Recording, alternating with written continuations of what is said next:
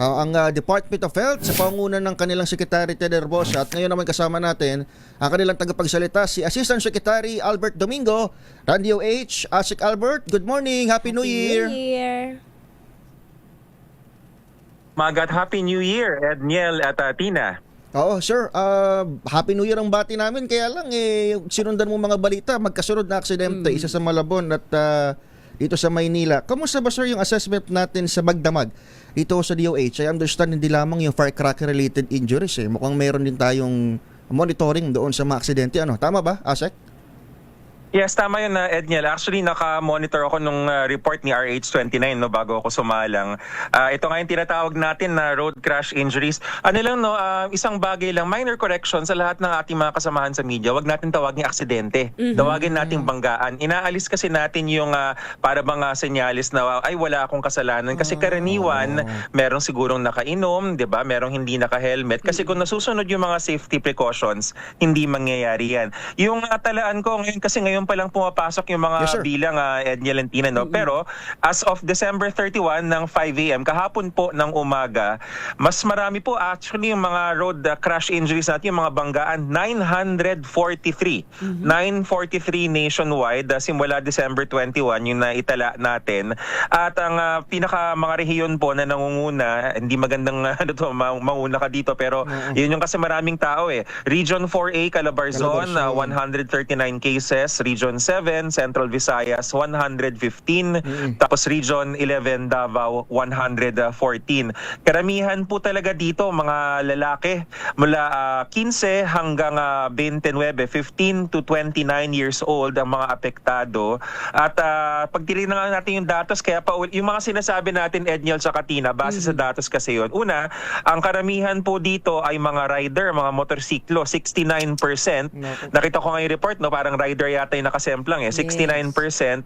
Tapos yun namang pong mga nakainom, 12%. Malaki po yun, kahit sabihin mong 12 na mukhang maliit. Hindi, maraming yun. That's equivalent to mga 114 na kaso ang nakainom dun sa ating talaan. 815 sa talaan or 86% ang hindi gumamit ng kahit na anong safety accessories. Ibig sabihin, pag rider, dapat naka-helmet na approved ng DTI. Kapag four-wheeler naman, dapat po naka-seatbelt. Oo. So, Asek, sa mga nabanggit nyong datos, ano pong, kung ikukumpara nyo po last year, ano pong difference? Kumpara sa last year, actually, mas mataas ng 84% kumpara ng 2024. For the same period, no, December 21 up to December 31. Kasi, Tina, nung 2024, yung naitala ay 513 lamang. Nasa 943 tayo. So, isa nga to sa mga maraming salamat na yan ng bungang tanong ninyo. No? Kasi, karaniwan nakatutok tayo dun sa fireworks-related injuries. Maya-mayang umaga papasok yung numbers niyan at medyo kami rin ay kumbaga nag-aantay. Alam namin pinakamarami talaga yung pasok December 31 ng gabi. So antayin natin yun. Pero nakakalimutan ng ating mga kababayan, lalo na ngayon siguro may mga pauwi, tamang-tama kung nakikinig po, no, kung nakainom kagabi, kung medyo nahihilo or puyat, wag na ho tayo magmaneho, magpahinga ho muna tayo at hayaan muna tayong uminom ng maraming tubig para maalis yung alcohol sa sistema natin. Yung magandang payo yun na Asek Domingo, ano yung mga dapat gawin ng magaling parties? Kasi kanina, bukod dun sa report ni Kuyang Boy G, yung report naman ni Edwin Duque, rider din siya, Asek. Tapos, galing din sa party, nakainom din daw. Isa rin yun sa mga sumemplang. Sumemplang rin. Ngayon, parang kung mayroon mang ibang rason yung aksidente or yung pagkakasemplang niya, ibang na yun, secondary factor na yun. Talagang hindi, ang una is nakainom talaga. So, ang unang payo is mag-rehydrate, Asek.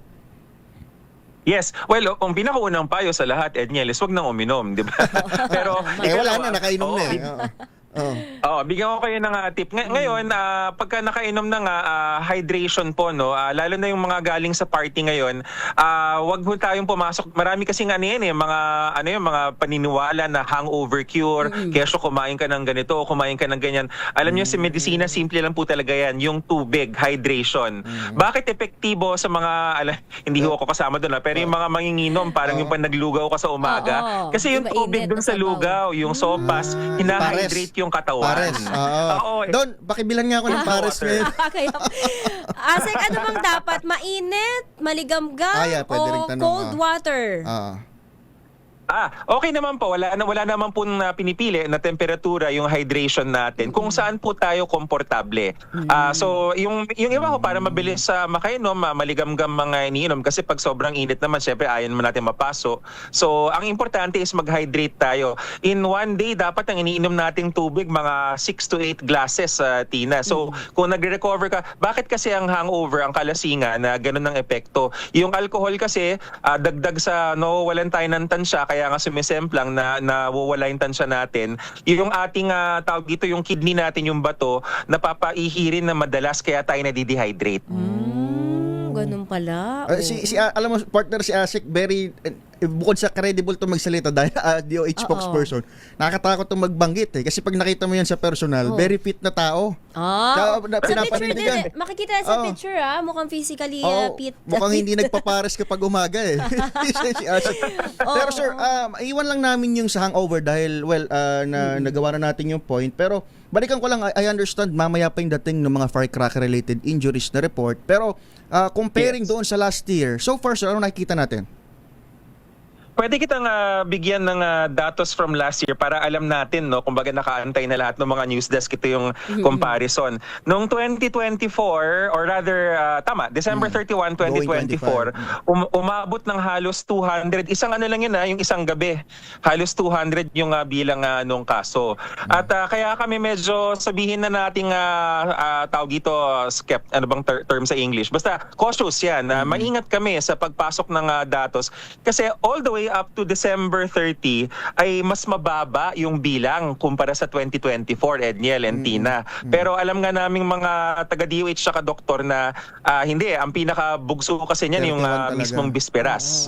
So yun ang aantayin natin, no? Yung parang kumbaga comparison natin sa isang gabi nung New Year's Eve 2024 turning 2025, nasa almost 200 cases. Sana naman hindi umabot doon, pero based dun sa mga reports na sa lahat ng himpilan, naka-monitoring ho kasi kami, no? So parang nakikita namin, parang pumapasok yung iba-ibang mga fireworks related injuries. Actually sir, napansin nga namin ngayon kasi bago naman tayo sumalang sa mic, nag-ikot tayo sa kalsada, partner. Kakaunti yung smog.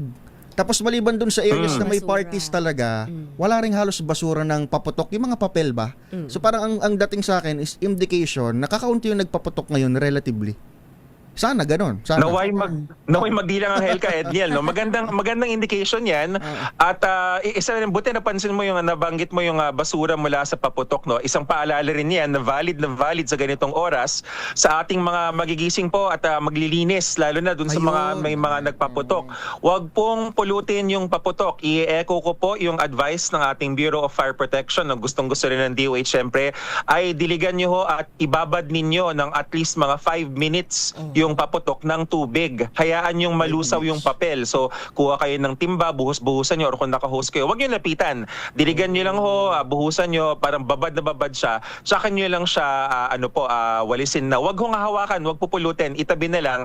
Tapos, ang sabi rin ng BFP, hindi yan na tinatapon sa pangkaraniwang basurahan. Karaniwan yan, nilalagay yung parang pulbura. Pag natanggal na sa papel at natunaw na, nilalagay sa lupa at hinahayaan doon. Oo, maganda rin palang payo yan ngayon sa mga nangongolekta ng basura. Yung kanina, yung report ni Sherwin, sa yung naghahakot Divisoria. dyan sa Divisoria ng basura. Alam mo, nalungkot naman ako doon sa binanggit ni Asek dahil nalala ko yung insidente sa Tondo. Yun yung nangyari. yan. Asek, alam mo naman ito, diniligan na yung paputok yung pala, dapat 5 minutes at least yung babad. Saka basang-basa. Dapat basang-basa. Kasi ang ginawa, pinuhusan ng tubig, akala niya hindi nasasabog. Sumabog nakapatay pa ng bata. So ganun pala dapat mga 5 minutes at least, Asek. Yes, actually, alam mo, nung narinig ko lang rin, naka-monitor ako sa mga press con ng BFP tsaka PNP. Ang punto nila is, yung dapat matagal nakababad. Kasi pag binasa mo lang siya ng konti, parang ano pa nga daw yun dumadagdag yung peligro pag konti lang yung basa. Ikalawa, balik tayo dun sa Tondo, no, yung kawawa yung bata, yung 12 years old. Kasi parang rinipack niya.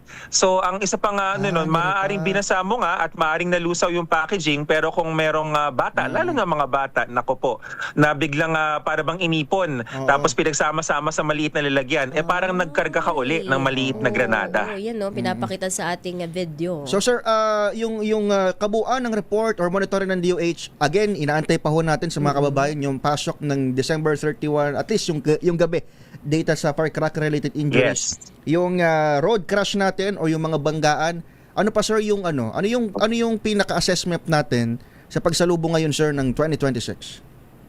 May isa pa tayong pwedeng pag-usapan na putukan na Edniel sa Katina, pero hindi rin nakakatawang putukan to. Putukan ng ugat sa utak tsaka sa puso. yung puso. Yung tinatawag na stroke, 'di ba? Brain attack tsaka yung heart attack. May datos ako as of December 31 morning rin at alam natin tataas pa to. No? Tawag natin diyan collectively non-communicable diseases. Yung tatlong binabantayan, brain attack, heart attack tsaka hika. Yan, kasama ko dun sa mga hinika. Meron kasi yung hika. So kagabi, pagkabati, at matataasin yung bilang yan. Alam natin yan na dahil habang umuusok, medyo hihingali ng mga may hika. Sa ating bilang, as of December 31, 5 a.m., 288 po yung total na pinagsama-sama na stroke, heart attack, tsaka yung hika. Ang bilang po, ang breakdown, 180 ay nagkaroon ng brain attack, 77 ang heart attack, 31 bronchial asthma. Bigyan ko ng message, Edniel, tsaka Tina, no? Kasi ngayon, I'm sure marami pang mga pamilya, mga tradisyon yan, di ba? Para bang sumasalubong sa gabi, tapos sa mismong araw ng New Year, kumakain. Ingat-ingat pa rin ho tayo sa maalat, matamis, mataba, at saka mamantika. Ayaw natin dumagdag sa mga numerong ito. Oo, Asek, kamakailan na inilinaw nyo o tiniyak nyo na wala pang super flu dito sa Pilipinas. Pwede nyo po bang paliwanag sa amin, ano bang sintomas ng super flu? Dahil di man lingid sa ating kaalaman na marami ngayon ang may trangkaso at may inuubo at sinisipon. Ano po ba yung mga signs o mga masasabing may super flu ang isang tao? Opo, yun pong super flu, una Tina, kaya lang siya natawag na super flu dahil hinahanap ko ngayong scientific name niya, mahaba siya eh. Sa totoo lang, parang ano yan, alala nyo nakalimutan ko na yung pangalan, merong sikat na variant ng di umano ng COVID na hindi rin naman na siya, ano ba yun? Basta anyway, pag madali kasing i-report, nagtatraction yan eh, hindi lang sa atin, maski sa international. Pero yung super flu ay influenza A, yan yung ano niya. Ang pinaka-subtype nga niya, AH3N2. Yon, nakita ko na. AH3N2. Nagkaroon na po niyan sa Pilipinas. O wag ko tayo matatakot. Nagkaroon na po yan sa Pilipinas ng mga bandang July, August. Mild rin po yung sintomas. Dahil parang ang flu kasi, nagbabago-bago po yan ng anyo. Tawag natin doon mutation, pero hindi naman siya ibig sabihin delikado. Ang sintomas ganun pa rin po. Ubo, sipon, lagnat, pananakit ng katawan. Now, Tina and Edniel, sa ganitong panahon, lalo nakakagaling na natin sa putukan ng mga fireworks at maraming ang usok sa kagabi, minsan iisipin natin baka nagkaroon tayo ng flu, no? Kaya lalo na ngayong umaga, baka may magising dito sa ating mga kababayan tapos sabihin, bakit namamaos ako? Tapos sumasakit ang lalamunan ko. Yung pala kagabi, ang todo birit my way, 'di ba? So hindi siya kaagad flu. Magkakahawig ho sila ng sintomas, pero ang kailangan natin bantayan kung ang sintomas na ito ay lumalabas sa mga matatanda, yung ating mga seniors, tsaka sa mga bata. Kasi sila yung pinaka-vulnerable. Tinawag lang na super flu dahil ang difference po niya ay? Okay. Ang full scientific name niya, Influenza A H3N2 J241 lineage, subclade K. O diba? Para siyang gamot, Tina. Kaya siya tinawag na super flu. Nilabel na super flu. Hindi dahil sa basta iba na lang ang super flu. Hindi dahil sa mas matindi itong klase ng flu o trangkaso. Yes. Okay. At ang magandang balita, dahil wala pa naman siyang dito. Pangalanan. Okay. Sir, makibalita kami mamaya, sir, doon sa full report nyo. At in the meantime, sir, ingat ho kayo at maraming salamat ho. Happy New Year. Yes, thank you Edniel and Tina sa oras at Happy New Year rin sa lahat ng mga kasamaan sa DZRH. Good morning! Happy New Year! Ang DOH spokesperson, Asik Albert Domingo, 6:58.